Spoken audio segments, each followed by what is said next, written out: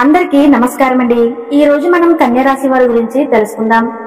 కన్యా రాశి వారి ఇంట్లో ఒక దేవత నీడ, అలాగే ఆ దేవత మీ ఇంట్లో ఎప్పటి నుండి తిరుగుతుంది, మరి ఇంతకీ ఆ దేవత ఎవరు, మరి కన్యా రాశి వారు ముఖ్యంగా తెలుసుకోవాల్సినటువంటి కొన్ని ముఖ్యమైనటువంటి విషయాలు, పాటించాల్సినటువంటి కొన్ని నియమాలు ఈ రోజు మనం ఈ వీడియో ద్వారా తెలుసుకుందాం।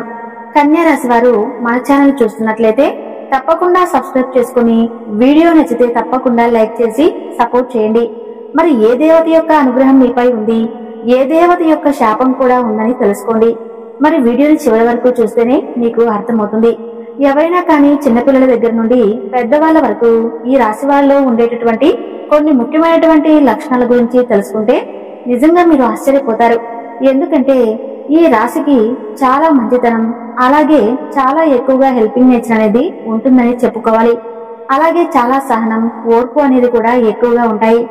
వీరికి ఎదుటి వారిని వేగంగా నమ్ముతూ ఉంటారు। అలా నమ్మి మోసపోయినటువంటి పరిస్థితులు కూడా చాలా ఎక్కువగా ఉన్నాయి। ఇలా ఎన్నో సందర్భాల్లో వీరు మోసపోయినప్పటికీ మరలా తిరిగి ఆ మనుషుల్ని నమ్ముతూ ఉండడం జరుగుతూ ఉంటుంది।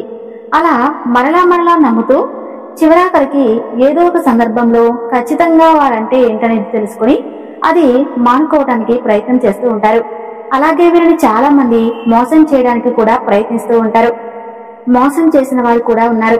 మీరు ఎవరైతే నా అని చెప్పి ఎవరైతే అనుకున్నారో అటువంటి వారే మిమ్మల్ని తొక్కేయడానికి ప్రయత్నించినటువంటి సందర్భాలు కూడా చాలా ఎక్కువగా గతంలోనూ అలాగే ఇప్పటికీ కూడా జరుగుతూ ఉన్నాయి। ఎక్కువగా మిమ్మల్ని మోసం చేయటం కూడా జరిగింది। మరి వాటన్నిటికీ సంబంధించి చూసుకున్నట్లయితే ఈ రాశి వారన్నిటినీ కూడా బాగా భరించి ఎదుర్కొని చక్కగా ఒక చిరునవ్వుతో, ఓర్పు, సహనంతో ఇప్పటి వరకు లాక్కుని రావటం అనేది జరిగింది। కానీ ఆర్థికంగా మాత్రం చాలా ఇబ్బందులు పడ్డారు। అలాగే ఏది కూడా అనుకున్నవి సాధించలేక ఎక్కడ ఉన్నవారు అక్కడే ఉండటం వల్ల చాలా బాధపడ్డాం కూడా అని చెప్పి బాధపడుతూ ఉంటారు। అయితే మీరు ఈ విషయాన్ని మాత్రం తప్పకుండా కొన్ని గుర్తుంచుకోవాలి।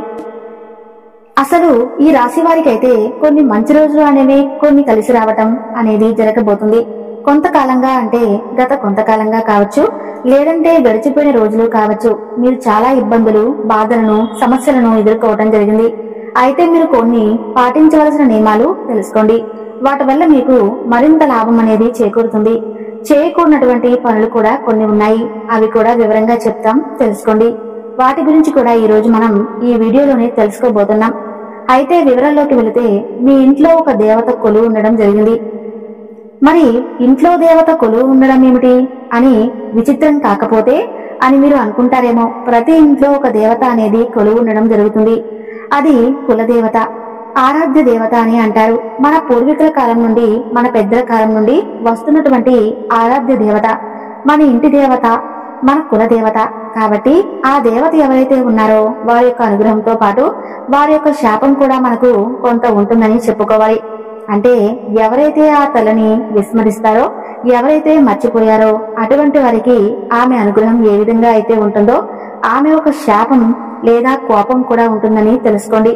కాబట్టి మీరు కొన్ని విషయాలను ఆమె గురించి తెలుసుకొని ఆమెకు చేయవలసినటువంటి పూజలు, అలాగే ఆమెను ఏ విధంగా మీరు ప్రతిరోజు కూడా పూజించుకోవాలో, ఎటువంటి విషయాలను మీరు తెలుసుకుంటే మీ జీవితంలో తిరుగనేది ఉండదండి।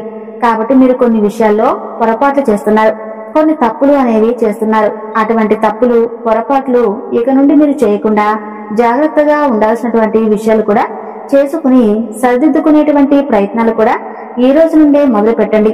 అయితే ఆ దేవత యొక్క అనుగ్రహం అనేది మీపై చాలా ప్రేమగా, కొంచెం కోపంతో కూడా ఉండటం జరిగింది। ఆ కోపం వల్ల మీకు ఖచ్చితంగా కొన్ని విఘ్నాలు ఎదురవుతూ ఉన్నాయి। అలాగే మీరు అనుకున్నది సాధించకుండా ముందుకు వెళ్లకుండా ఆగిపోవడం జరుగుతుంది।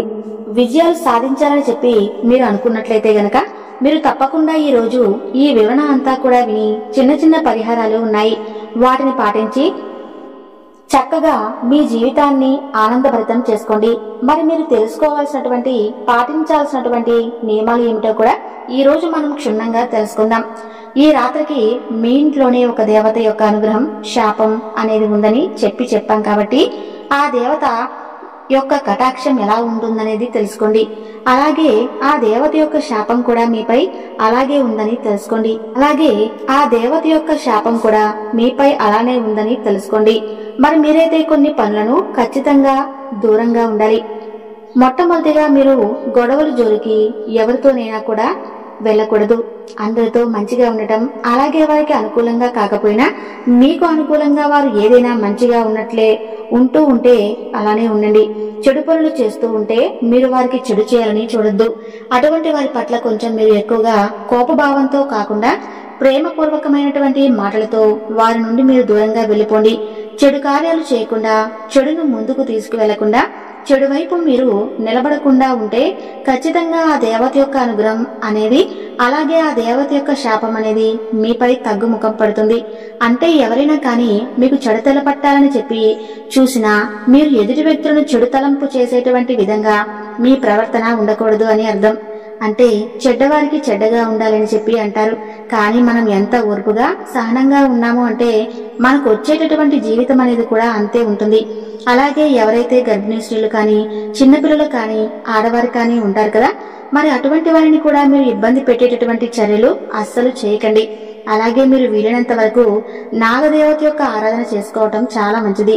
అంటే మీరు ఎప్పుడైతే నాగదేవత యొక్క ఆరాధన చేస్తారో ఆ సమయంలో కూడా మీరు చాలా నిష్ఠగా, నియమంగా పూజలనేవి చేయవలసి ఉంటుంది. మరలా చేయటం వల్ల కూడా మీపై ఉన్నటువంటి నాగదోషాలు కానీ, సర్పదోషాలు కానీ, ఇటువంటివన్నీ కూడా ప్రతి ఒక్కటి కూడా ప్రతి మనిషికి ఉంటాయండి. అంటే తెలిసి తెలియక చేసేటువంటి కొన్ని దోషాలు, తప్పులు ఈ జన్మలోవి కాకపోయినా పూర్వజన్మలో ఉన్నటువంటి మనకు తెలిసి తెలియక చేసినటువంటి తప్పులు ఉంటాయి కదా, అవన్నీ కూడా మనపై తెలియకుండానే మనపై ప్రభావం చూపిస్తూ ఉంటాయన్నమాట. కాబట్టి తప్పకుండా దీనికోసం నాగదోషాలు, కుజదోషాలు ఇటువంటివన్నీ ఉంటాయి. కాబట్టి వాటి వల్ల మనం తెలుసుకోవలసినటువంటి, ఎదుర్కోలేనటువంటి సమస్యలు, పరిస్థితులు ఎదుర్కొంటూ మనకి అర్థం కాక చిక్కుకుంటూ ఉంటాం వాటిలో. కాబట్టి ఎవరైతే ఉన్నారో మీరు కనుక ఈ కుజదోషాలు, నాగదోషాలు, సర్పదోషాలు మీపై ఉన్నట్లయితే నాగదేవత యొక్క శాపం కూడా మీపై ఉన్నట్లే అని తెలుసుకోండి. కాబట్టి మీకు కుదిరితే ఆదివారం కానీ, మంగళవారం కానీ నాగదేవతను పూజించడం, పుట్టలో పాలు పోసి నాగదేవతలకు చెందినటువంటి బెల్లం, అలాగే నువ్వులు కలిపినటువంటి నైవేద్యాన్ని నివేదించడం, ఇటువంటివన్నీ చేయటం వల్ల ఖచ్చితంగా మీపై ఉన్నటువంటి కుజదోషాలు, నాగదోషాలు, సర్పదోషాలు ఇవన్నీ కూడా తొలగిపోతాయి. అలాగే మీరు ముఖ్యంగా చేయాల్సినటువంటి మరొక ముఖ్యమైనటువంటి పని ఏంటంటే ప్రతి మంగళవారం కూడా సుబ్రహ్మణ్యేశ్వర స్వామి వారిని పూజించడం చాలా ఉత్తమం. మీకు కనుక కుదిరితే నెలకి ఒక్కసారైనా సరే సుబ్రహ్మణ్యేశ్వర స్వామి వారికి అభిషేకాలు చేయించుకోవటం అస్సలు మర్చిపోకండి. ఇలా చేయటం ద్వారా ఒకసారి మీరు చేసి చూడండి, మీరు అనుకున్నటువంటి పనులన్నీ కూడా తప్పకుండా జరుగుతాయి. అలాగే మీకు ఏదైనా పనుల్లో ఆటంకాలు ఏర్పడినా కూడా ఆ ఆటంకాలు కూడా మీ నుండి శాశ్వతంగా దూరం అవుతాయి. ఇక అలాగే ఈ రాశివారి యొక్క జీవితాన్ని, జాతక ఫలితాలు గనక చూసుకున్నట్లయితే మీరు తప్పకుండా మీ ఇంట్లో దాగి ఉన్నటువంటి ఒక శక్తి బయటకు రాబోతుందని తెలుసుకోండి. మరి ఆ శక్తి ఎవరనేది తెలుసుకుంటే నిజంగా మీరు ఆశ్చర్యపోతారు. మన ఇంట్లో అనుకూలమైనటువంటి శక్తి ఎలా ఉంటుందో ప్రతికూలమైనటువంటి శక్తి కూడా ఉండడం జరుగుతుంది. కాబట్టి ఆ ప్రతికూలమైనటువంటి శక్తి బయటకు రావాలంటే ముఖ్యంగా మనం కొన్ని నియమాలను పాటించాలి. ఇది కూడా జాగ్రత్తగా, వివరంగా తెలుసుకోండి.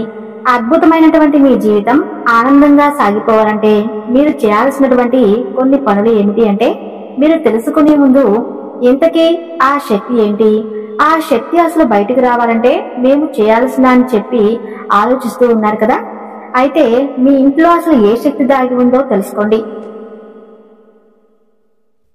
మీ ఇంట్లో దాగి ఉన్నటువంటి ఒక శక్తి, అది ప్రతికూలమైనటువంటి శక్తి. అది అనుకూలమైనటువంటి శక్తిని మీ లోపలికి రానివ్వకుండా, మీ ప్రతికూలమైనటువంటి శక్తి ఏదైతే ఉందో అది మనకి ఎప్పుడూ కూడా ఏదో ఒక సమస్యను తెచ్చిపెడుతూ ఉంటుంది. కాబట్టి ఆ ప్రతికూలమైనటువంటి శక్తి మనం నుండి దూరం అవ్వాలి అంటే మన ఇల్లంతా కూడా శుభ్రపరుస్తూ ఉండాలి. అలాగే మన ఇంట్లో ఇంటి గుమ్మం ముందు చక్కగా పసుపు గుమ్మాలతో అలికి ముగ్గులు పెట్టుకుంటూ లక్ష్మీదేవికి ఆగమనం చేసినట్లుగా మన యొక్క ఇంటి గుమ్మం అనేది పచ్చగా నిండుగా ఉండాలి. అలాగే దేవుడి పటాలు ఎప్పుడూ కూడా నిండుగా ఉండాలి. ఆ విధంగా ఉండటం వల్ల దుష్ట శక్తులు ఏవైతే ఉంటాయో అవన్నీ కూడా బయటకు వెళ్లిపోతాయి. మనకు కష్టాలు, సమస్యలు ఇవన్నీ కూడా తగ్గుముఖం పడతాయి. మనకు తెలియకుండానే మనం ఎక్కడెక్కడి నుండో వెళ్లి కాళ్ళు కూడా కనీసం కడుక్కోకుండా ఇంట్లోకి వెళ్లిపోయే వాళ్ళు చాలా మంది ఉంటారు. అంటే వారికి ఉన్నటువంటి బిజీ లైఫ్ లో పట్టించుకోకుండా ఏముందులే అన్నట్లుగా కొంతమంది పట్టించుకోరండి. కానీ మన పెద్దల నుండి వస్తున్నటువంటి ఆచారాలు, సాంప్రదాయాలు అవన్నీ కూడా మనం తప్పకుండా పాటించాలి. అంటే పెద్దల మాట పెరుగన్నం మూట అంటారు కదా, వారికి తెలిసిన విషయాలన్నీ కూడా ఏది కూడా తప్పు కాదు. కాబట్టి వారి నుండి వస్తున్నటువంటి ఆచారాలు, సాంప్రదాయాలన్నీ కూడా వాస్తవం. కాబట్టి మనకు తెలియకుండానే మనకు మనమే ప్రతికూలమైనటువంటి శక్తులను ఇంట్లోకి ఆహ్వానిస్తున్న వారం అవుతాం. కాబట్టి చాలా విషయాల్లో కొంచెం నెగ్లిజెన్సీ అనేది పనికిరాదన్నమాట. అలాగే ఈ విధంగా చేసి చూడనండి. ఇల్లంతా కూడా ఎప్పుడు చక్కగా శుభ్రంగా ఉండటానికి వీలు కుదరకపోతే ఎప్పుడైనా కానీ శనివారం నాడు కానీ లేదంటే సోమవారం నాడు కానీ ఇల్లంతా కూడా చక్కగా శుభ్రపరచుకోవడానికి ప్రయత్నించండి. ఇంట్లో మాత్రం దేవుడి గది ఎప్పుడు కూడా శుభ్రంగా బూజు కానీ లేదంటే ఎండిపోయినటువంటి పుష్పాలతో ఉండకుండా చక్కగా చూసుకుంటూ ఉండండి. వీలుంటే మీకు కుదిరితే ప్రతిరోజు కూడా దీపం పెట్టుకోండి. అలాగే ఈ విధంగా చేస్తే మీ జీవితంలో వచ్చేటటువంటి మార్పులను చూసి మీరే నమ్మలేకపోతారన్నమాట. ఇక మరి ముఖ్యంగా చెప్పాల్సి వస్తే మీ ఇంటి దేవత ఎవరైతే ఉన్నారో మీ కులదేవత ఆరాధన అనేది చాలా ముఖ్యం. కాబట్టి మీకు ఏ సమస్య ఉన్నా, ఏ కష్టాలు ఉన్నా కానీ మన యొక్క కులదేవత అనేది ప్రతినిత్యము కూడా మనల్ని కాపాడుతూ వస్తుంది. అదేమిటి, మేమేమి ఆమె గురించి తెలుసుకోకుండా, మేము పూజలు చేయకుండా, కనీసం ఆమె గురించి కూడా నామస్మరణ కూడా చేయకుండా మాపై ఎలా ఆమె అనుగ్రహం ఉంటుందా అని చెప్పి అనుకుంటారేమో. కానీ చాలా వరకు కూడా చూసుకున్నట్లయితే మన తాతలు కానీ లేదంటే మన పూర్వీకులు కానీ ఎవరైతే ఈ పితృదేవతలు ఉంటారు కదండి, మనకు సంబంధించినటువంటి పితృదేవతలు వారు చనిపోయిన తర్వాత కూడా వారి యొక్క అనుగ్రహం అనేది, అలాగే వారి యొక్క శాపం అనేది మనపై ఉంటుందన్నమాట. కాబట్టి అటువంటి వారి యొక్క అనుగ్రహం, శాపం ఏ విధంగా అయితే ఉంటుందో, వారు పూజించినటువంటి మన ఇంటి దేవత, కులదేవత ఎవరైతే ఉన్నారో ఆ అమ్మ అనుగ్రహం, అలాగే వారి యొక్క శాప భావాలని కూడా మనపై అంతో ఎంతో ఉంటాయన్నమాట. కాబట్టి ఆ విధంగా మనం ఏంటంటే మన పితృదేవతలకు అమావాస్య రోజులలో తర్పణాలు విడుస్తాము. ఏ విధంగా అయితే పితృదేవతలకు సంబంధించినటువంటి పూజలు చేయించుకుంటామో అలాగే తప్పనిసరిగా మన తాత ముత్తాతల కాలం నుండి, అలాగే మన యొక్క కులానికి సంబంధించినటువంటి దేవతలు విస్మరించడం వల్ల కూడా మనకు వచ్చేటటువంటి కష్ట నష్టాలు అలాగే మనకు మంచి చేస్తుందండి. అన్ని విషయాల్లోనూ మనకు తోడుగా ఉంటుంది. కాకపోతే ఏంటంటే నేనున్నాను అని తెలుసుకుని నన్ను ఆరాధిస్తే మరింత ఎక్కువగా మీ జీవితం అనేది ఆనందంగా, సంతోషంగా ముందుకు సాగిపోతుందని మనకు అన్ని విధాలుగా కూడా ఎన్నో రకాల సూచనలు, సంకేతాలు తెలియజేస్తూ ఉంటుంది. అంటే మనకు ఒక కళ రూపంలో కానీ లేదంటే ఎవరో ఒకరి ద్వారా, ఒక మనిషి ద్వారానైనా కానీ మనకు నేనున్నాను, నన్ను పూజించండి, నన్ను తెలుసుకోండి, కనీసం నన్ను పూజించకపోయినా నా నామస్మరణ అయినా చేయండి, మీపై ఉన్నటువంటి ఏదైతే ఉంటుందో కష్టాలు, చిక్కుముడులు ఇవన్నీ కూడా నేను తప్పకుండా మీ నుండి దూరం చేసి మిమ్మల్ని, మీ కుటుంబాన్ని ఎప్పుడూ కూడా రక్షణ కవచంగా ఉంటానని చెప్పి మనకు అన్ని విధాలుగా కూడా ఏదో ఒక మంచినైతే ఆ తల్లి తెలియజేస్తుందన్నమాట. ఇలా మీరు ఒకవేళ ఇప్పటి వరకు తెలియకపోతే మీ పెద్దలకు కానీ లేదంటే మీ కులానికి సంబంధించినటువంటి పెద్దలు కానీ, ఇంకా లేదంటే ఎవరైనా ఊర్లో పెద్దవాళ్ళు ఉంటారు కదా, వారిని అయినా కూడా చెప్తారు. మరి తెలుసుకున్న తర్వాత మీరు ఏం చేయాలి? తప్పకుండా ఆమెకు సంబంధించినటువంటి విగ్రహాన్ని కానీ పటాన్ని కానీ చక్కగా ఇంట్లోకి తెచ్చి పూజించుకోవటం మొదలు పెట్టండి. ఒకవేళ అది కూడా కుదరకపోతే ఆమె నామస్మరణ అయినా చేసుకుంటూ ఉండటం వల్ల ప్రతినిత్యం ఇలా మీరు ఎప్పుడైతే ఈ రోజు నుండి ఒకవేళ తెలుసుకుని స్టార్ట్ చేసి చూడండి, ముందు రోజుల్లో మీ జీవితం అనేది మీరు కూడా ఊహించిన విధంగా మారిపోతుందన్నమాట. ఇలా ఈ రోజున ఇన్నాళ్ళు మనకు తెలియకపోతే, ఒకటి తెలిసిన తర్వాత కూడా మనం మన కులదేవత ఆరాధన చేయకపోతే అది ముమ్మాటికి కూడా మన తప్పే అవుతుంది. కాబట్టి కొంతమంది తెలిసి తెలియక చేస్తే, కొంతమంది తెలిసి కూడా కొన్ని విషయాల్లో ఏముందిలే అన్నట్లుగా, టేక్ ఇట్ ఈజీ అన్నట్లుగా పెద్దగా మైండ్ కి ఎక్కించుకోరన్నమాట.